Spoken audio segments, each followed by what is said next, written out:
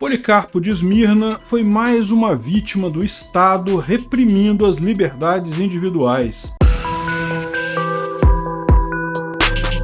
Esse é o Visão Libertária, sua fonte de informações descentralizadas e distribuídas. Esse artigo foi sugerido e escrito por Carlos Borges, revisado por Coreia com K e narrado por mim, Peter Turgunia. Não é novidade para ninguém que os cristãos foram perseguidos por muito tempo, principalmente durante os primeiros séculos depois da morte de Cristo. No início do século II, o imperador romano Trajano respondeu a uma correspondência de Plínio II. Caio Plínio Cecílio II, conhecido como o Jovem, governava a Bitínia, na costa norte da Turquia, no ano de 111. Ele estabeleceu uma política estatal contra os cristãos que durou todo o século. A lei era a seguinte: se uma pessoa acusava alguém de ser cristão e ela negasse a abandonar a sua fé, então sofreria castigos inimagináveis. Entretanto, se ninguém os acusasse, o Estado não deveria empregar seus recursos para persegui-los. Ou seja, a simples acusação levava a pessoa a sofrer as consequências se não negasse a sua fé. Em outras palavras, não havia julgamento. Afinal, qual o crime que ela havia cometido? Quase 100 anos mais tarde, o advogado cristão Tertuliano, no norte da África, fez o seguinte comentário acerca da decisão de Trajano ainda vigente. Ó, sentença necessariamente confusa, nega-se a buscá-los como inocentes e manda castigá-los como culpados. Tens misericórdia e és severa, dissimulas e castigas. Como evitas então censurar-te a ti mesma? Se condenas, por que não investigas? E se não investigas, por que não absolves? O Estado sempre foi opressor, ontem e hoje, e sempre atenta contra a liberdade das pessoas, seja liberdade financeira, de crença, de pensamento ou simplesmente de existência. O faraó, acerca da liberdade do povo de Israel, disse a Moisés: pode adorar seu Deus, mas apenas dentro do meu estado. No ano 155 ainda estava vigente a referida política de perseguição aos cristãos. Eles não eram procurados, mas se alguém os delatava e se negavam então a servir aos deuses romanos, era necessário castigá-los.